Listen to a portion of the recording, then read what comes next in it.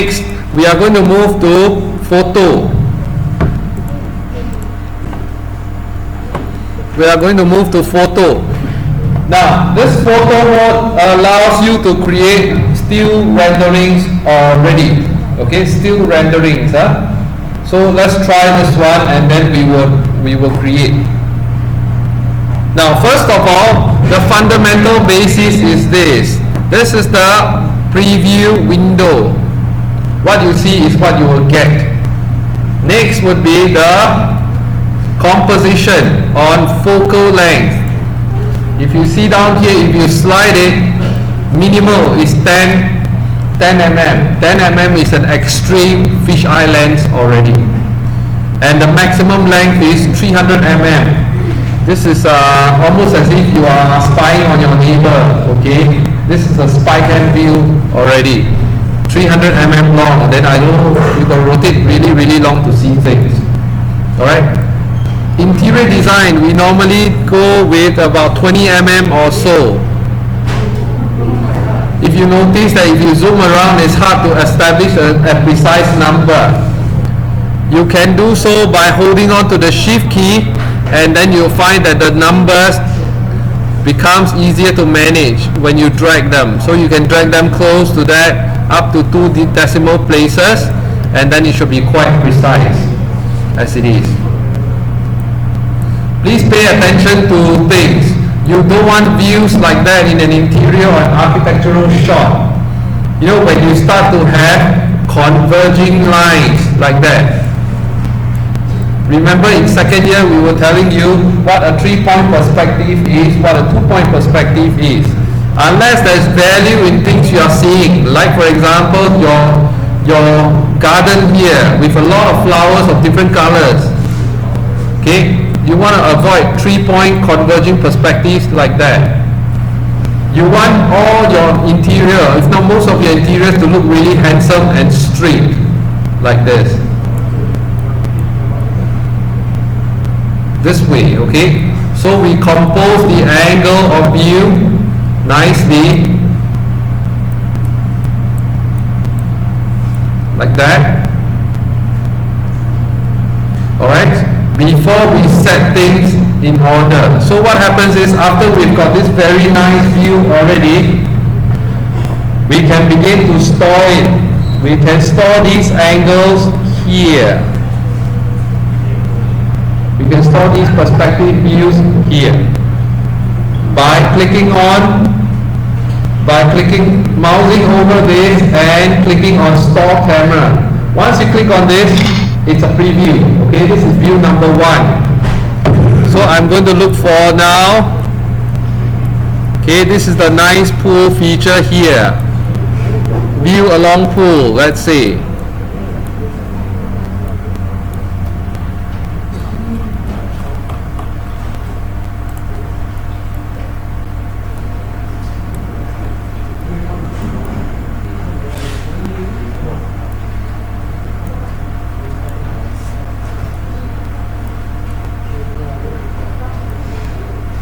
This is the view. Okay, I think I like this composition a lot already now.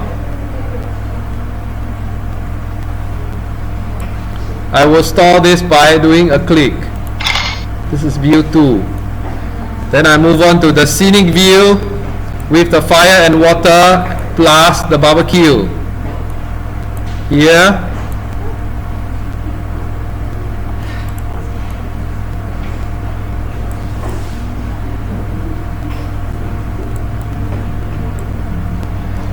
And then I click third view.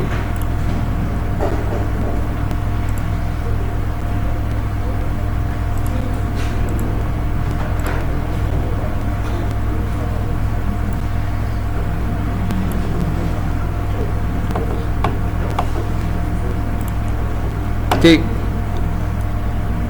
Then I want to move on to the interior views. This one, I can also do the same by storing the interior views itself. So I want to see this. Okay, this is one of the views here. Now notice I'm always trying to keep the lines of the walls as parallel as possible, okay, for interior design as much as possible. So we keep it here because I'm not drunk, I'm not trying to balance myself, or I'm not high on drugs, I'm looking up the sky all the time. So this one, and then we look up at the kitchen area as well here.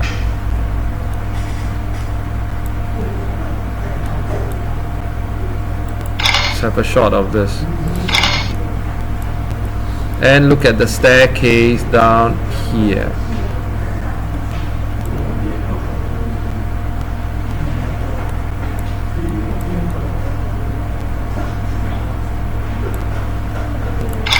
Okay, I think I have enough views already. Okay, then I can begin to render them. So how to do this? I move on to these. These are 4 icons down here, which tells you what? This is about email quality. This is about desktop quality. This is good for print quality. This is for large poster quality. So when do you use what really? You can think of it as this is almost A4 size. This is almost A3 size. This is almost A2 size. And this is perhaps A1 size also, around there. If you have a super project, a keystone image, that means what will be good is you may want to render one of the keystone image, a really important part that speaks most about your project with the highest render quality. That one you have to wait a while. The rest can be rendered smaller. So for testing sake, what we want to do is we'll use desktop for now. So I'm going to try to first of all read up the first view here. Let's say this one, and then I will click on desktop, and I will give it a name. This is session 3 already. So I will then render desktop quality. If you look at it, it has pixel counts below and a 64-step counter. That will take care of the rendering bit already. See, if your computer is half decent, you can knock out one rendering within 1 minute itself, and then you will be able to see the renders. Here, for example, so the first rendering is out already. So really fast, alright? Next, we want to show you the effects.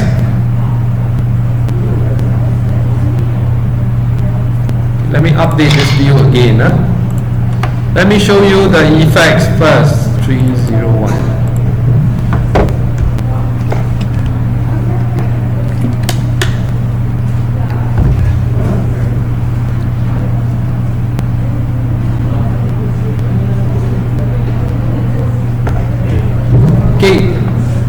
Not too bad.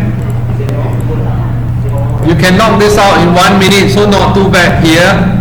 But if you notice, there are no reflections in this interior scene. So how? So what you can do is you can begin to add effects here. The first one I want to share with you is this. Click on New Effect, and then you can look for under World, this one. Under the series of tabs here, look for World and look for this, Reflections. So if you click on this, look for Reflection, and you click on this. This is where you add to control it. You must tell Lumion where you want things to reflect. So we click on this now, and we are clicking on add. We need to add a plane here. So if you notice down here, all these are in red color. You see the red color checkered box here. That means it cannot make reflection for these surfaces. Cannot. This one you can, because there's a material to it. This one no material, so cannot add. Not suitable. Then we look for, you see down here, glass is reflective, so can reflect. This one, wall, you didn't set reflection, so cannot reflect. Floor, yes, because we set a reflection to it, so can reflect. So what's going to happen is we will click back now, and then you can set the amount of reflection needed and so on. Okay, we will just do this first, and we will click render again. This time round, let's set it on a different name, O2, and render.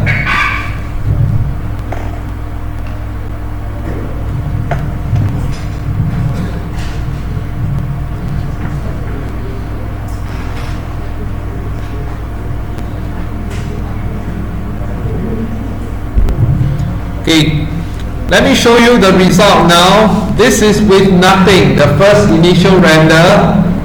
This is the second render here. Do you begin to see some reflections here and here already?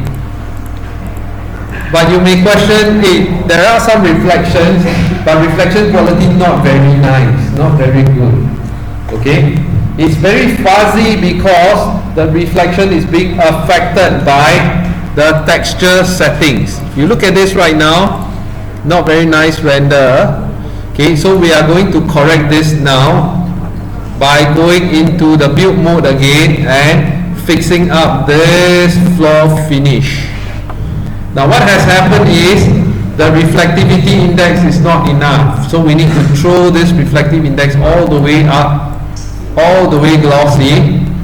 There is relief. This is what creates the fuzziness in the image. So we will drop the relief all the way to nothing.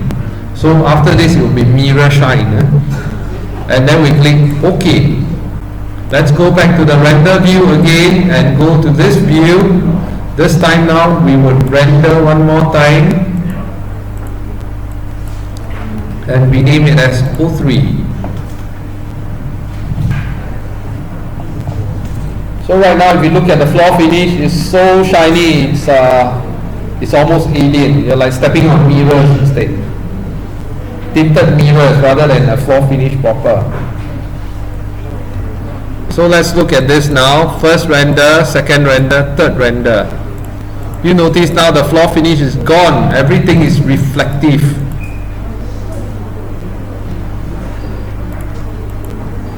Yeah?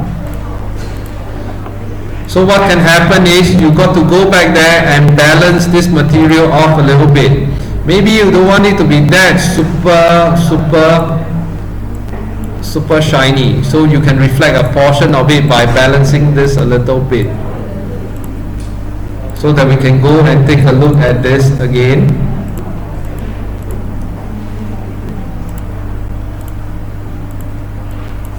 Now, so you will still get to see reflections, and yet you can still see some textures as well, some control on those things.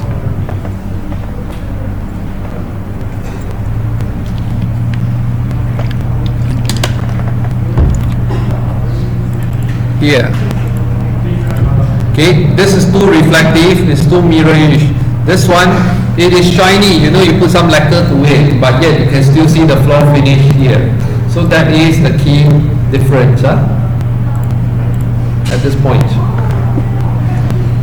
Next,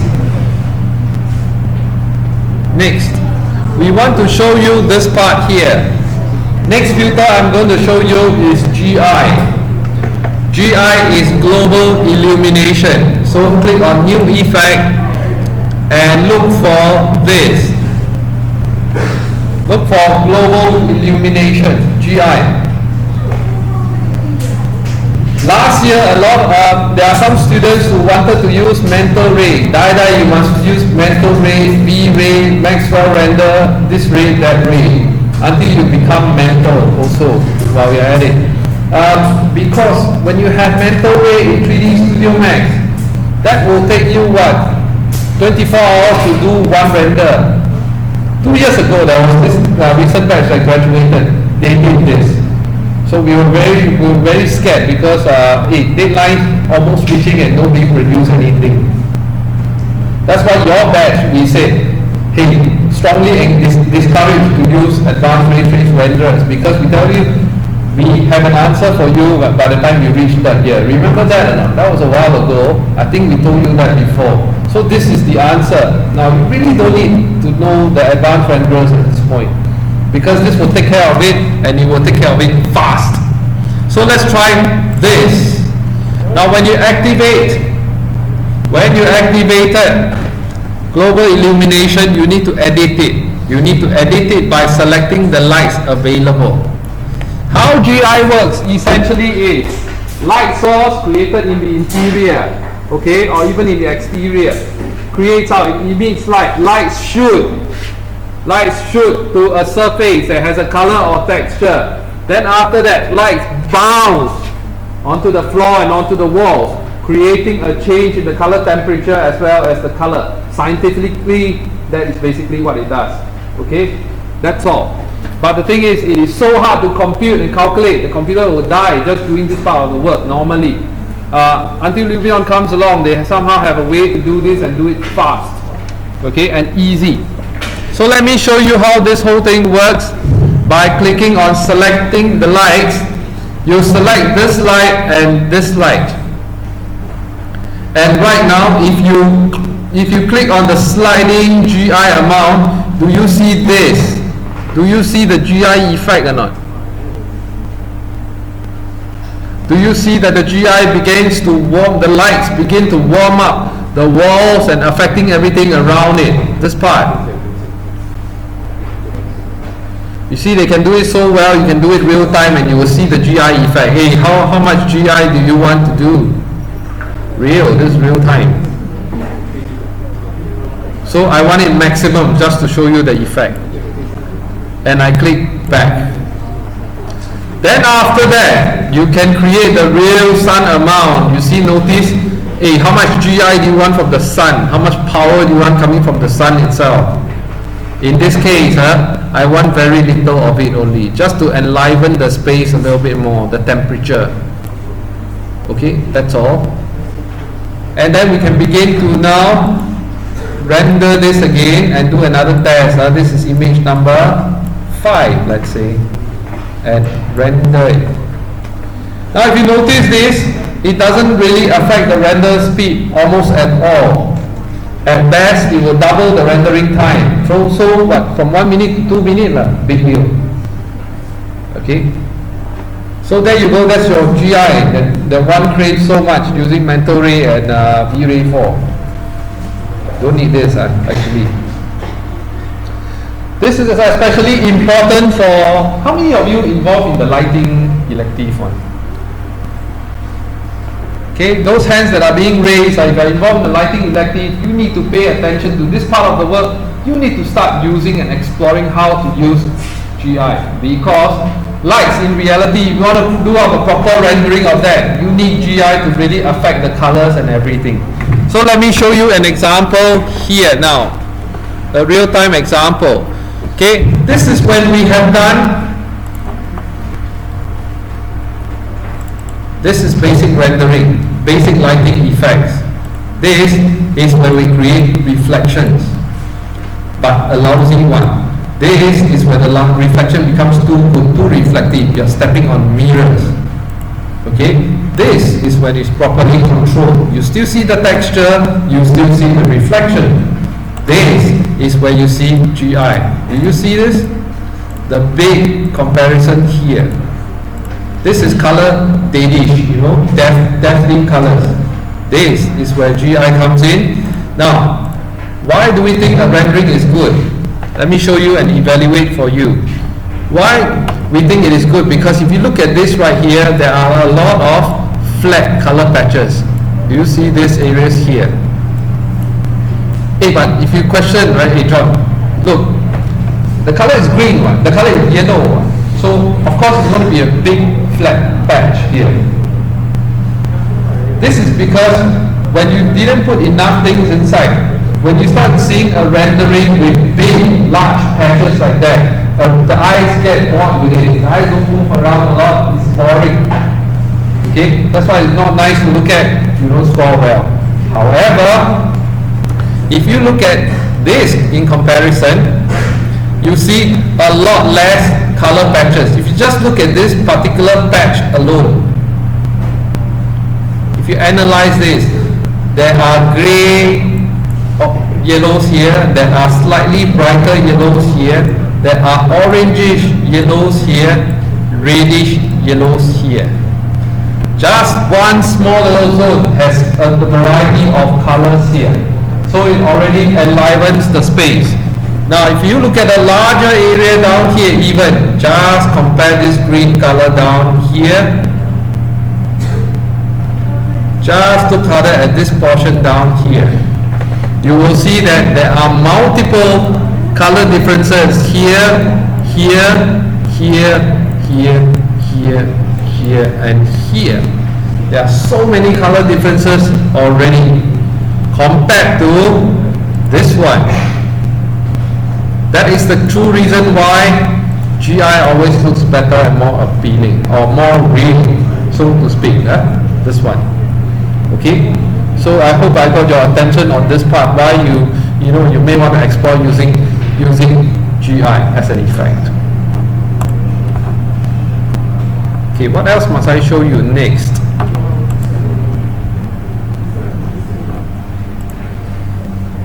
Oh yes, now in an interior, if you have skylights and everything, you want to dramatize this. So this is one of my favorite, volumetric sunlight effect. So if you click on this, you will see now there is a light coming in here. Let me show you a difference. If you click on this now, if I hide the effect, you can see that it is nothing. So very nice interior. But if I click on unhide, do you see that you now see a light, a stroke of light coming in here? You can tweak it so that it becomes really, really bright and unreal, or you can add it so that it becomes a little subtle effect, like that here. So what would happen is we can increase this before we render it again here.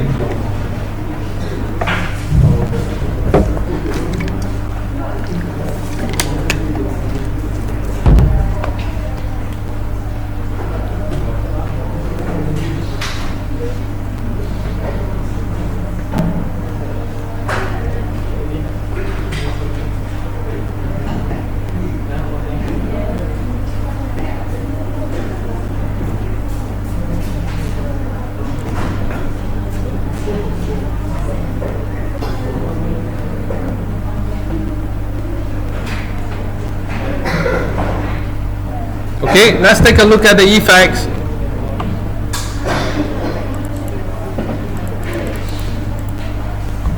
Alright, so if you take a look at this now, skylight and no skylight effect, volumetric light effect here.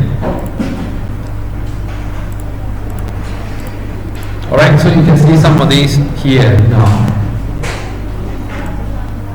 Many a times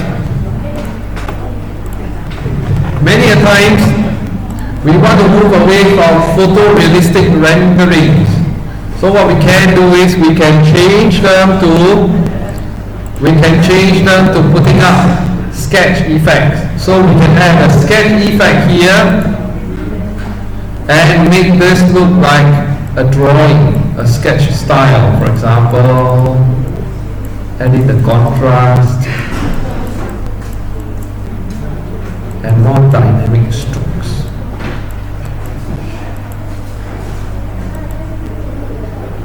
Okay, so we can edit this. It's useful when you really don't have an idea of what material you want to choose at the moment. So you want to be quite non-committal about it, so you can get something out first so that you can see this. Okay.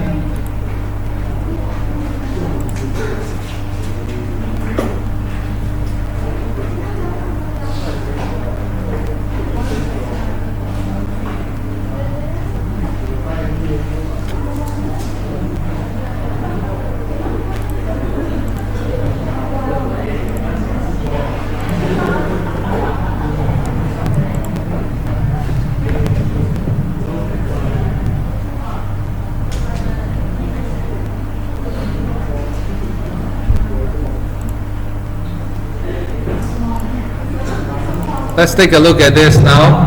So you will see a more sketch-like effect for this.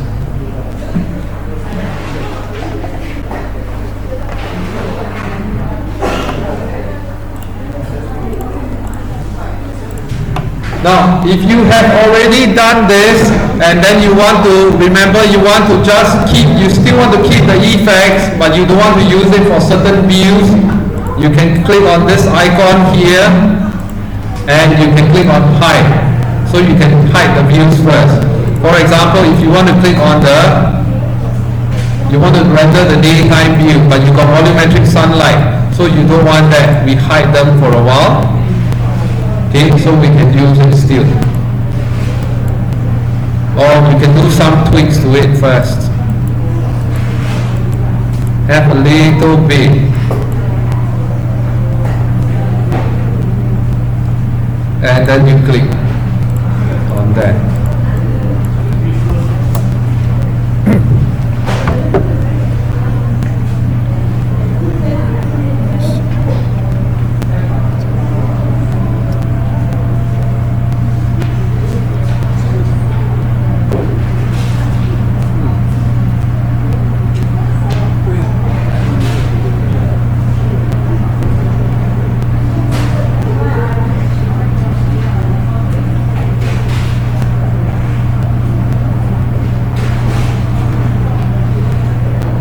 Okay, so with this,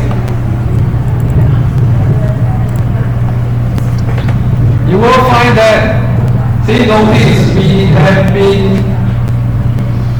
we are able to complete this part of the exercise by just taking nearly about 2 hours to do this part of the work. Okay, so what does that tell you? Normally when you do a rendering job situation, that's going to take you at least 2 to 3 days just to work on it. But if you know how to use Lumion properly, you can get pretty good results and outputs just by putting in 2 to 3 hours worth of work. So that really will save you a lot of time and effort here. And you know, time and effort will translate to a little bit more rest and sleep. So especially during your FYP days. Okay? So we will progressively share with you how to work the landscape, how to work the animation. 2 more lessons remaining here. Okay, so please, it'll be good if you can stay with us. Alright, are there any questions so far? If there are no questions, then thank you very much. It's lunchtime.